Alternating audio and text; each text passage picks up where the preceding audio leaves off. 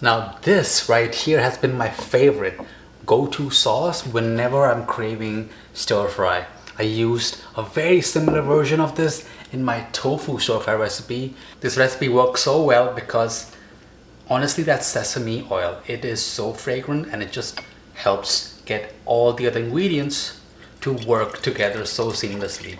See, all it is combining the specific proportions of soy sauce, rice vinegar, maple syrup, sesame oil, hot red pepper flakes, freshly chopped ginger and garlic. A splash of fish sauce helps add a bit of umami, some savouriness. And in case you're using it in a stir fry or you want to create like a thick gravy, cornstarch is also optional depending on your use case. And I'm having this tonight in this simple Asian style chicken and rice. If you like this recipe, then check out how to use it in the tofu stir fry.